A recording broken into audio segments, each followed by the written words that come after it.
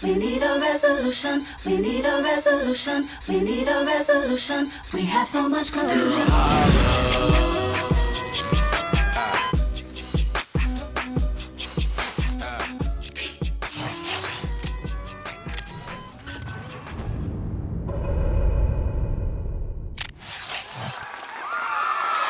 You won't see me tonight. The queen, Aaliyah. Tomorrow, I'll be gone by daylight, and you'll be so full of sorrow.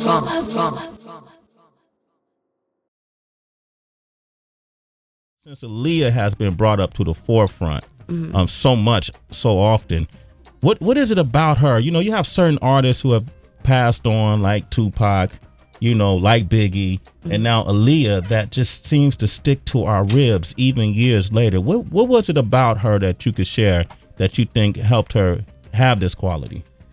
One, I think she had a mystiqueness too that made you want to know more about Aaliyah, and just her spirit alone, like she could walk in a room and brighten this whole room. Well, this without listening to any music, aside from her just being talented. Put it this way, it's a lot of artists, it's not a lot of superstars. Nah. And it's You can name them on one hand. yeah, so you know it's a difference, and I think people are at a place. You know, when you in it, you really not paying attention, but when you get a chance to step outside of it, you be like, something is missing. It don't feel the same. Like, you know, and this is no disrespect to, because there's some great artists out there. I just think it is something that's missing, and we all are feeling it. It's a something happened somewhere where, you know, a transition happened. I think everybody feel it. There's a question that echoes from time to time on social media, whispered in comment threads or boldly declared in think pieces. What's the big deal about Aaliyah? And every time it's asked, it feels like a missing piece of the cultural puzzle is being poked at, not because people have forgotten her, but precisely because we haven't. In fact, it's been nearly a quarter of a century since Aaliyah's untimely passing, and yet her name still conjures a kind of reverence, longing, and curiosity that few artists can sustain posthumously. And that's the point. She hasn't disappeared from the conversation. The idea that Aaliyah would be irrelevant today is not only unfounded, it's ahistorical. The fact that we're still talking about her at all, debating her impact, drawing connections between her legacy and the careers of newer artists, it shows that her presence never really left. What makes her unique isn't that she died young.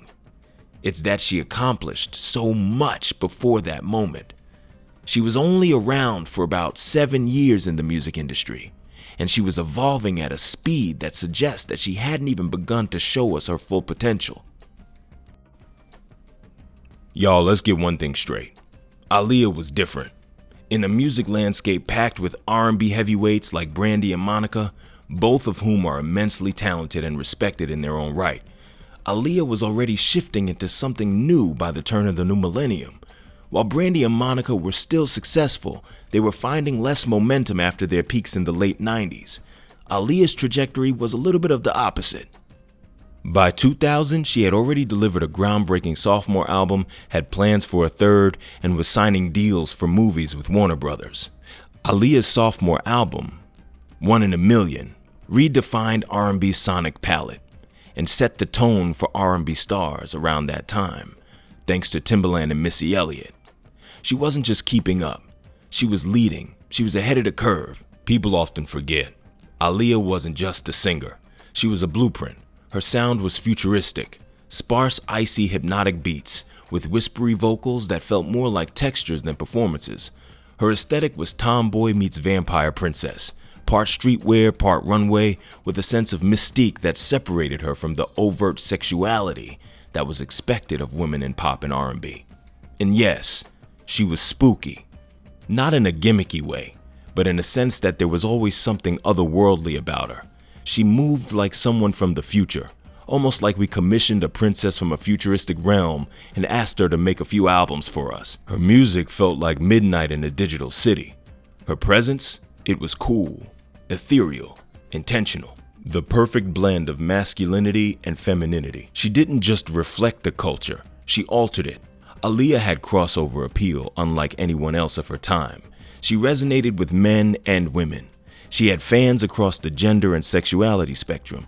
She appealed to both black audiences and white audiences, from hip-hop heads to goth girls. Her mystique allowed people to project onto her, but her talent grounded everything she did in real substance. She wasn't just a pop star. She was becoming the pop star, and she did it without selling out who she was. She appeared on the scene for just 7 years, from Age Ain't Nothing But a Number to her final self-titled album, but what a mark she left. Her final album, Aaliyah, in 2001, is considered one of the most innovative R&B records of its time, experimenting with genres, soundscapes, and emotional depth in a way that few dared to attempt. It was the sound of someone not only evolving, but becoming limitless. And then she was gone. But what's powerful and painful about her story is the space she left. After her passing, many artists tried to fill the void she left behind. But for those who weren't alive during that time, it's worth mentioning that a major reason why fans compare her to Beyonce is that Beyonce rose as a solo artist during a time when the void was fresh and the world of R&B was looking for its next superstar. Beyonce achieved the level of success many had hoped Aaliyah would reach, but the comparison falls short because they're entirely different artists with different and distinct styles and very different paths. There's still an Aaliyah-shaped space that has yet to be filled in music and pop culture. The black woman pop star with a futuristic, dark and edgy sound, the one who carries herself like royalty, poised, elegant, powerful, but still feels connected to the people. The one who can sell out arenas and also star in genre films, action,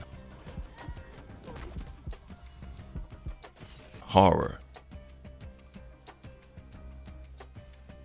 sci-fi. Aaliyah was stepping into those roles. She was already cast in the Matrix sequels. She was leading Queen of the Damned. The ego of a king as well. Yes. I know you list that. I know that you crave to have the world at your feet.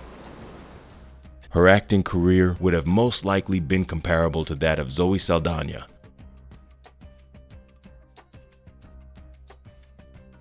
Thandiwe Newton, and Paula Patton.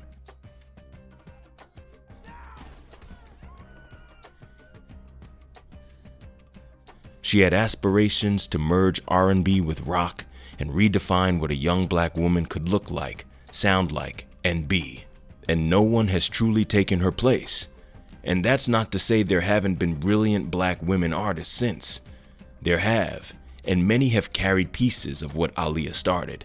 FKA Twigs' experimental sensuality, TINASHE's ethereal visuals and movements, Rihanna's dark edge, Ciara's dance-forward performances, and even elements of Beyonce's visuals in the early 2000s owe something to what Aaliyah pioneered.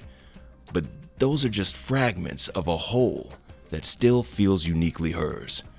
This is why we still feel like something is missing. We're not just grieving the loss of a person, we're grieving the loss of an unrealized future, a future she was building. The void is not just emotional, it's cultural. Aaliyah showed us what was possible. She embodied a new kind of femininity, soft and sharp, intimate and cool, mysterious and present. What's the big deal about Aaliyah? She was and is the moment. A beautiful person, a true artist who was ahead of her time. The reason her memory endures isn't because she died. It's because she lived with such clarity of purpose and style that her influence has outlived trends, platforms, and even generations. Most of today's fans weren't even alive when she passed. Yet they know her, they feel her, they see her fingerprints all over the industry. Aaliyah wasn't just ahead of her time, she redefined it. and the world has been trying to catch up ever since.